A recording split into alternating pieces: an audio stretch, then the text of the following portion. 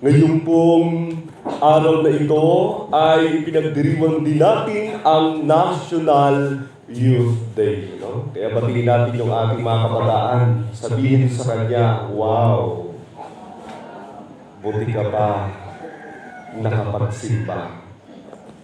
Amen. Yung iba katurong pa. Sabi po ng ating mahal na obispo, para sa marami, kulang ang Pasko kung walang simbang gabi. Nararamdaman na natin ang Pasko sa ating pagsisimbang gabi. Masaya ang panahong ito. Sama-sama ang mga pamilya at ang mga barkada sa pagsisimba. Pero ito ay sakripisyo din, lalo na kung ito ay tatapusin natin. Mahirap na araw-araw sa loob ng 9 na araw tayo magsisimba. Lalo na kung malayo ang ating bahay sa simbahan at kung ito ay ginagawa natin sa madaling araw. Pero ito ay tinitiis natin bilang paghahanda sa ating pagtanggap sa anak ng Diyos na naging tao. Sinasamahan natin ang mahal na Birheng Maria sa mga huling araw ng kanyang pagbubuntis. Humihingi din tayo ng tulong kay Mama Mary na palakasin ang ating pananampalataya. Sana matuto tayo sa kanya paano tanggapin si Jesus sa ating buhay. Talagang lumalakas ang ating pananampalataya sa sunod-sunod na araw ng pakikinig sa salita ng Diyos at pagdarasal sa banal na misa. Gawin natin na pagtatagpo sa Diyos ang ating pagsisimbang gabi. Hindi lang sana tayo nagsisimbang gabi kasi ito ay isang tradisyon. Ginagawa natin ito kasi gusto nating sariwain ang ating pananampalataya at lalong mapalapit sa Diyos sa ating pagsasakripisyo at sa ating mga panalangin. Narinig po natin ang ating unang pagbasa, ang sinabi ng Panginoon, ayon sa katarungan at laging matuwid ang iyong gagawin. Ang pagliligtas ko'y di na magluluwat at ito ay darating. Darating na ang kaligtasan. Ang inaasahan natin ay hindi lang pagdating ng Pasko, kundi ang muling pagdating ng Panginoong Hesus. Darating siya para sa lahat ng mga tao, hindi lang para sa mga Hudyo. Ang mga handog ng lahat ng mga taong sumusunod sa tuntunin ng Diyos ay tatanggapin niya at ang templo ng Diyos sa Jerusalem ay magiging bahay dalanginan ng para sa lahat ng bansa. Kaya nakalulungkot ang digmaan sa Israel ngayon. Patuloy pa ang digmaan sa Gaza. Kahit na may ceasefire kuno, patuloy pa ang alitan ng mga Hudyo at mga Palestinians.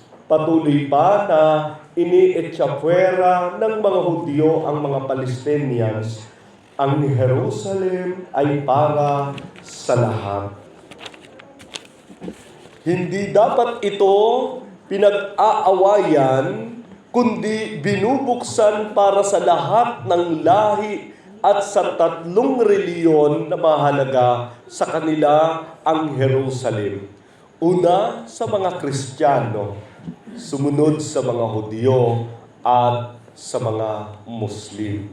Kapayapaan ay ang tanda ng kaligtasan. Kaya habang inaabangan natin ang darating na kaligtasan sa ating pagsisimbang gabi, ipagdasal natin ang kapayapaan sa Israel.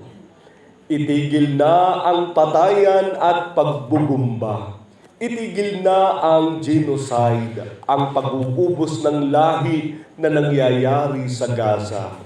Sa Jesus na darating ay ipinaghanda ni Juan Bautista. Siya ang maliit na ilawan na nagbibigay ng liwanag habang palapit na ang bukang liwayway. Marami ang lumapit kay Juan at inilapit naman sila ni Juan kay Jesus. Siya ay nagpatotoo kay Jesus. Ngayong nandito na sa Jesus, tanggapin na natin siya.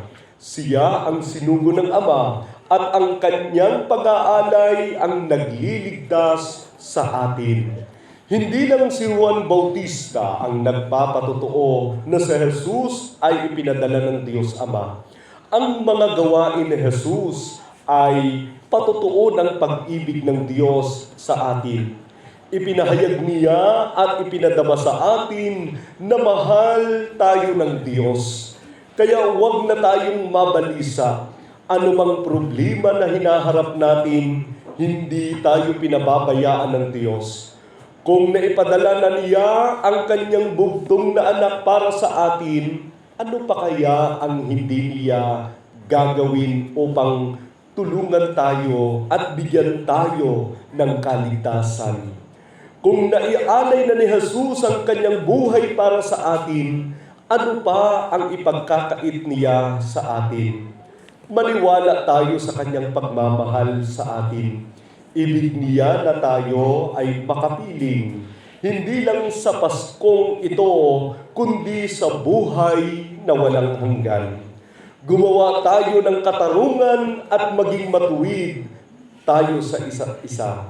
Tanggapin na natin ang kaligtasan na binibigay ng Diyos.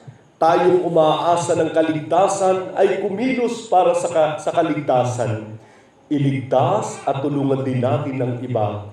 Huwag tayong magwalang kibo sa kahirapan at kalungkutan na dinaranas ng iba. Sa ganitong paraan, magiging munting ilaw din tayo habang nag-aabang sa pagdating ng bukang liwayway. Kaya ibahagi ng panahon ng Adbyento ay hindi lang ang pagdarasal at pagsisisi ng kasalanan. Ang panahon ng Adbyento ay hindi lang pagdarasal at pagsisisi ng kasalanan. Ang isang gawain ng Adbyento ay ang pagkakawang gawa, lalo na sa mahihirap, sa mga bilanggo, sa mga may sakit, sa mga matatanda, at nakakaligtaan. Pansinin at tulungan natin sila. Ang pagkakawang gawa ay isang paraan din ng ating pagbabalik handog. May natatanggap tayo sa panahon ng Kapaskuhan, mag-share naman tayo sa iba. Kaya ibahagi natin ang kaligayahan ng Pasko. Mga kapatid, ang ating mahal na obispo, Broderick S. Pabilio. Palakpakan natin ang kanyang mensahe para sa araw na ito. Muli batiin natin ang ating mga katabi, sabon ang kakaturog doon. Good morning! Good morning! Ayan. Maaga tayo nagising, At alam natin hindi ito basta-bastang sakripisyo.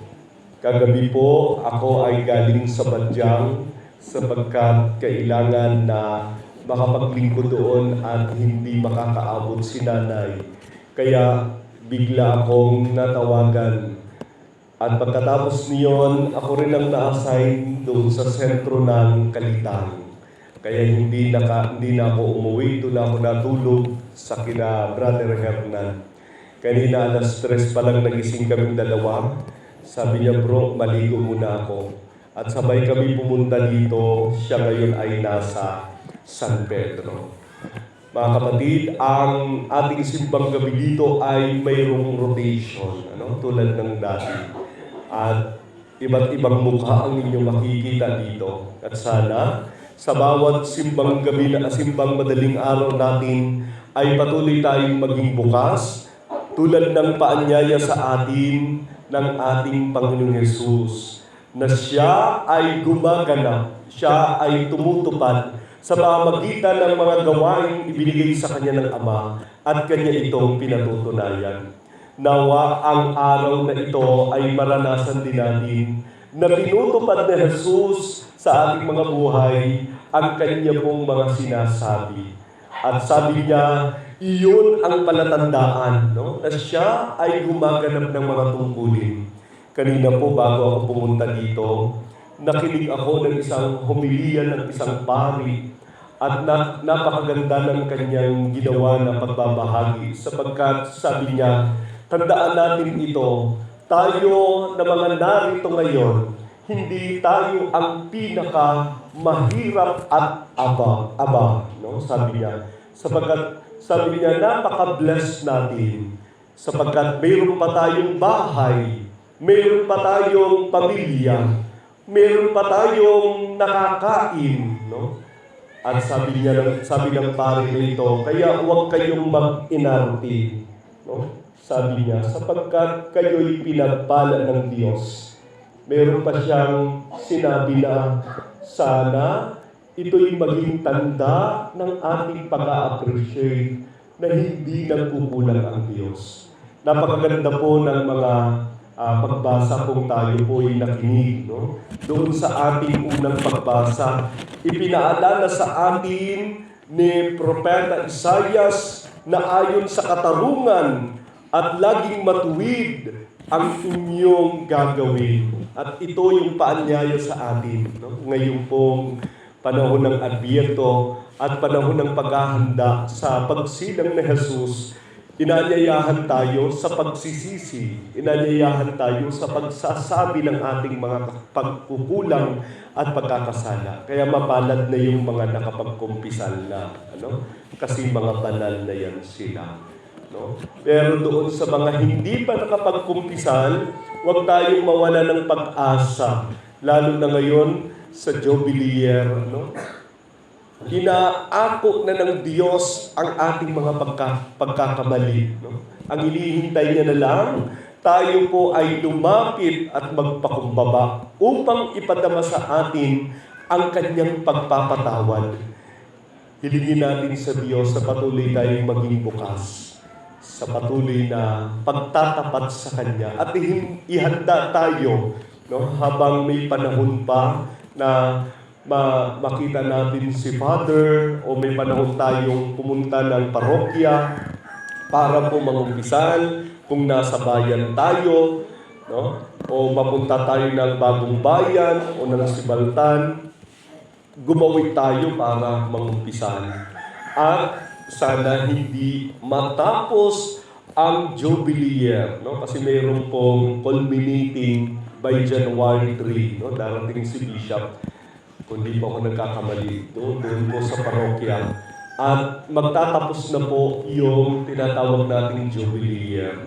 So ano pang meron sa Jubilee year? Ito po yung plenary indulgence na ipinagkakaloob. Ano man ang ating kasalanan, kakulangan, basta't nagsimba tayo, basta't nag-alay tayo ng ating sarili, nangumpisal, nanalangin, ng intensyon ng mahal na Santo Papa, granted ang ating pong mga hinihiling, lalo na sa kapatawaran ng kasalanan. At gusto ko yung sinabi po ni Bishop, no, nang ito po ay buksan. Transferable ito, sabi niya. Siguro pwede niyong ulit-ulitin na hingi na ang habag at awa ng Diyos para naman ibigay sa iba, no? Doon sa mga nakapagkumpisal na, no, isang busy sa isang taon, hiningi sa atin ng simbahan, no? Kung tayo po'y paulit-ulit na nangungumpisal, ialay din natin sa iba, no? Yung panalangin iyon. Pero wag naman sanang sadyain ng iba na itabi mo ako ron lang. Bako ng iba. Ipangadinindo ako ron lang, no? Siyempre kita kulam kita ra magpangadi. Amen. Kulam kita ra ang palungot. Mukhang liyata ko yun. Gutainin. Magparapit, no? Magparapit sa Ginoo, magparapit sa simban, no? Kulam kita ra. So, datong mga agapon nga itabid nindo kami ron, itabid nindo kami, no? O itabid nindo kami ron, ano sa po yun? Lamang, no? No? pwede ra na to, pero kaluyang Ginoo nga kamo talagang magparapit sa Ginoo. Amen? Kapagkat iba po ang personal, no? Iba yung nakikipag face to face tayo kay Lord. Iba na sinasadya natin si Lord, na nakikiisa tayo sa kongregasyon, na nagbibigay ng karangalan sa Kanya. Yung pinakahuli po, gusto ko yung sinabi ni Bishop, na panahon din ito ng pagkakawang gawa. Meron po tayong mga tinatawag na language of love, no? At bahagi ng language of love ay ang paggawa natin ng pag-ibig na makatulong para sa iba, o pagbibigay natin ng ating pong mga tulong sa mga nangangailangan, lalo na doon sa mga aba, no? Sabi ni Bishop, kung hinahanap natin ang katuwiran at katarungan at para gawing matuwid ang ating pong mga adikain sa buhay, sabi niya nga doon, sana itigil na yung pagbubumba, itigil na yung mga pag-aapi, itigil na yung mga ginagawa na hindi masama, at ipanalangin natin ang ating mga kapatid na dumaranas nito. Lalo na ngayong National Youth Day, no? Umpisa ng ating pong pagdiriwang ng simbang madaling araw, ipanalangin din natin ang ating mga kabataan, no? Na nagdurusa, naghihirap dahil sa kagagawa ng social media. Kagabi bago kami natulog ni Brother Hernan, nag-review kami ng mga cellphone namin at ng Facebook. At habang kami nagre-review, may nadaanan doon na paulit-ulit na ipopost ng mga taga-Linabakan. No? Sapagkat ang unang nag-post nito, yung asawa ni Kuya Radi, na share niya lang rin yung pagpo-post na yun. Tapos inulit ng inulit, kasi marami akong mga kaibigan doon at lumalabas sa wall ko. Ano yon? Yung isang batang addict sa ML, no? At ang nangyari sa kanya ay para bang nag-iba na ang kanyang ugali, na ang daming humahawak sa kanya. Naglalaban na siya at iba-iba na yung kanyang sinasabi. Para bang naposes na ng demonyo. Sabi tuloy ni Ate Nining doon, no? Na ML pagid, no? At maraming kabataan ngayon ang nahuhumaling, no? Nahuhumaling. Mayroon pa nga isang apps na ginaya ng isang bata, nagpakamatay din siya. Buti na lang, siya po'y natulungan at hindi natuloy. No? Hindi namatay. Matindi ang pinagdadaanan ng kahirapan ng mga kabataan ngayon. Dahil ang social media ay napaka-powerful. At sabi nga, isang click ka lang, isang pindot ka lang. Lahat ngayon napapanood na. Lahat ngayon maaari nang matutunan. Lahat ngayon ay halos na isa sa publiko na. Na isa sa himpapawid, no? Sa ibang salita. Sapagkat kapag meron ng internet, no? Medyo hindi lang katuro. No? Kung kaysan, no, doon sa mga karawat, mabatimor lang, tuktura! Kaya, alas 3 dun. No? Ito yung kahirapan na pinagdaraanan ng mga kabataan ngayon. At ang iba sa kanila ay nahuhumaling din sa online gambling. No? Online gambling. Si Cara David ay meron po siyang mga eyewitness, no? Mga dokumentaryo po na napakaganda. At marahil maganda rin siyang panoodin kung kayo po'y addict, no? Sa panunood ng cellphone. Inirekomenda ko siya sa inyo. I think siya po ay pamangkin ni Cardinal Ambo David, no? At siya po'y maraming dokumentaryong ginagawa. Sila Atong Aurelio, ang kanyang mga kasama. Isa po sa mga napanood ko, na kanya pong pinatunayan na maaaring mapagtagumpayan itong social media, itong pagka-addict, no, sa mga pinagdadaanan ngayon ng panahon. At lalo pa itong umuunlad no, itong social media. Lalo pa itong talagang nagpapamalas ng kanya pong husay sa larangan po ng internet. No? Nawa, patuloy tayong magising na hindi ang cellphone ang magpapatakbo ng buhay natin, ang magpapahirap ng ating kalusugan, ang magpapabagsak ng ating pong ekonomiya. Bagkus, maaari silang maging tools, no, ng ating pong papalapit sa Diyos. Yung asawa ko, lagi ko siyang pinaalalahanan.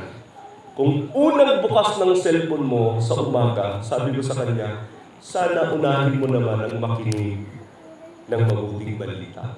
Kaya kaming dalawa, may kanya-kanya kaming pari. Pagising ko sa umaga, ako may sariling pari pinapakinggan, siya mayroon din. Kaya magkaiba kaming pinapakinggan pagising sa umaga. Alam niyo po, the best sa lahat ng moment, yung tayo pong nagising na mayroon pong nangangaral sa atin, na mayroong nagsasalita. Siguro hindi tayo sanay diyan, no? Siguro allergy tayo dyan. At ibang gawi ang gusto natin. Pero sabi nga, ang lahat ay mayroong sistema. Ang lahat ay maaaring mapanoto. Ang maganda lang ay tanggapin natin, hindi pa sapat ang ating kaalaman. Hindi pa sapat ang ating karanasan. Kailangan pa nating matuto. Kailangan pa nating tulungan ang ating mga sarili. Kailangan pa nating makinig sapagkat kulang na kulang pa ang ating pong nalalaman. At kung gano'n ang mangyayari, hingi natin ang tulong ng Diyos. No? Na siya po ang magbigay sa atin ng kakayanan na makapagpatuloy ng mayroong magandang mithiin sa buhay. Kabay pa na sa araw na ito, patuloy tayong buksan ng Diyos sa hangarin niya na mapanuto tayo sa kanyang katarungan at katuwiran. Kabay pa. Tayo po'y tumayo, mga kapatid.